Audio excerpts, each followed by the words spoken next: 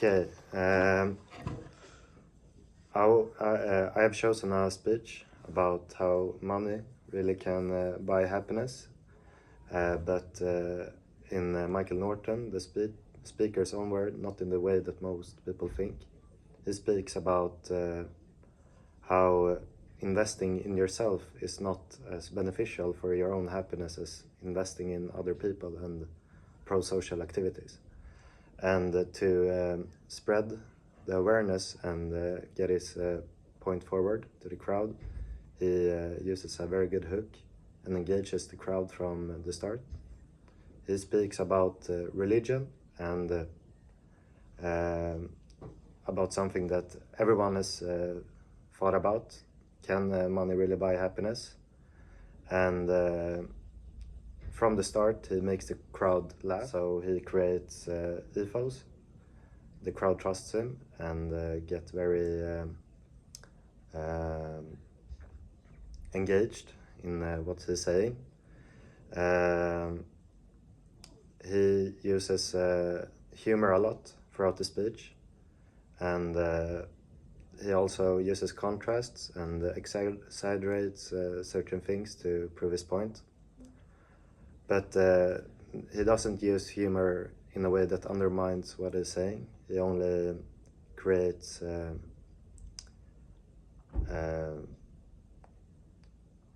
confidence in what he's saying, and he only uses it to prove his point. It's like it's not, you can always tell when he's being serious or when he's saying a joke or making the crowd laugh. He uses humor in a way that he captivates the crowd by making them laugh. So when it comes with heavy information about what they're speaking about, they listen fully and they have full, this technique that is using, this rhetorical device with humor, really works for me because I have full focus on the speaker after the jokes he's telling, which he always does before saying something worth listening to. And this maybe only works because I listen to the speech alone in my room and don't have any people around me who's also laughing or tries to speak to me. But it doesn't undermine the speech and only makes the point he's saying get to understand.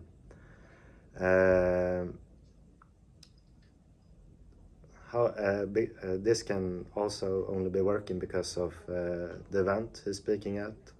It's a TED Talk, everyone is there to listen to him, but I think it would work either way because he's a very confident and knowledgeable speaker, and when he speaks, everyone listens to him, and it's almost like he dictates the crowd to do what he wants them to do. So it's very fun to listen to him also. I have one thing that I think it's not, I don't think it's a good argument. Okay, my phone ran out of storage, so that's why we changed mobiles. But I think I ended, yes. One argument which Norton speaks about is how you should invest in pro-social activities in the workplace to further motivate your employees, and that you get more money out of the people in the workplace if you give them $15 to maybe do an after work or do an activity, go and play some dodgeball or something like that, instead of only giving them $15 in their pocket to spend to their own liking. And he showed some numbers which were like $15 in your own pocket becomes $4.5 in the profit for the organization or the workplace. But if you instead invest in $15 for everyone to do an activity together, you get $78 in profit because of that. And it gets pretty hard to understand what he means by this because you don't get, the numbers aren't explained. And the information given is so vague that it becomes up to your own interpretation to understand what it means or come up with an idea what it means. And this is not that good. It undermines the argument. And one more, even more specific thing is when Norton speaks, it's a bit too fast and becomes almost monotone. So this makes the speech harder to listen to, and it makes it harder to be fully focused on what he says. The only switch up you get is when he's telling jokes, because then he stops for a bit, let the crowd laugh, and then you get more energy to listen to the speech almost. But other than that, there is no use of change in tempo. So yeah, that's all. Yeah. Okay. Okay. So to the comparing speeches part. Yeah. Well, I think we both agree that your speech was the superior one. Yeah. I believe. Since the flaws were very nitpicky, I believe. Yeah. It seemed like most of it was very good. Yeah, and What you said, of course. yeah, they both use rhetorical devices to build trust to the crowd and furthermore prove their point, but they do it in different ways. Yeah. And they are both pretty engaging with the crowd. Yes. But I completely agree. Norton uses humor solely as a rhetorical device. I didn't find anything other than that, no anaphors or stuff like that. So that's a difference. Yeah.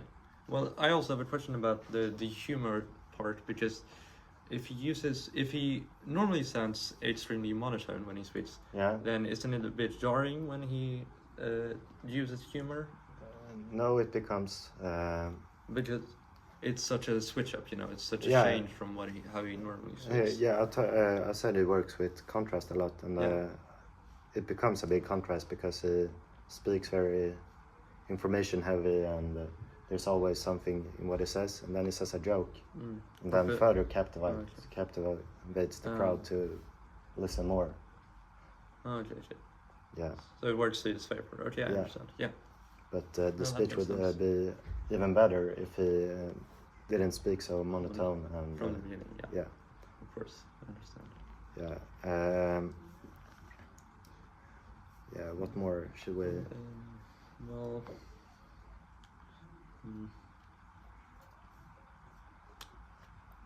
Compare your speeches. Yeah.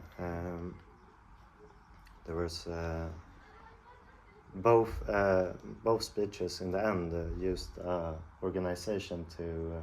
Yes. The conclusion was that you should invest in something, but they did it in different ways. Your speech, you said it doesn't like.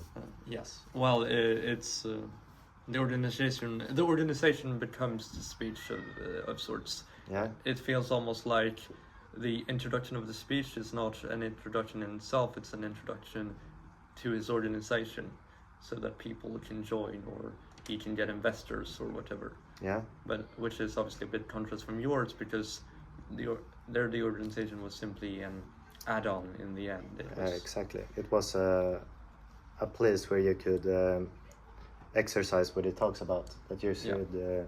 It talks about an organization, non-profit organization, which is for teachers in need, and it says that you should invest $15 for people to buy a microscope if they need one.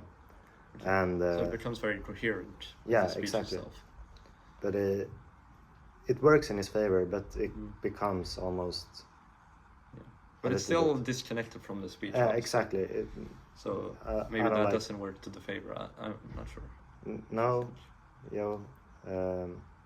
it does work in his favor, but it does undermine the speech some too, because. Of course. But it's not fun he becomes a better person, right? Yeah. When you know that he has a non-profit organization. Yeah. So. If it wasn't because of a non-profit organization, it would have been more about. Yeah. Okay. But I suppose it also works well because he's already established himself as a like likable character with humor and so I suppose so. Okay. Which my speaker does as well, but just goes off the rails a bit, I suppose. Yeah. Okay. But my speech works better. Yeah, I believe so as well. But your speech was good as well. Yeah, it was good as well. Definitely, it was. It had very good bits. Okay. I was a bit dramatic. Yeah, well, that's good. That's good. Yeah. Okay. Well, I suppose that's it, right? Yeah. Thank you. And like we said, my phone ran out of storage. That's why we switched the angle and such. Yes, hopefully mine hasn't. No. Yeah. Okay. Thank you. Oh, tack. Fan vad skönt.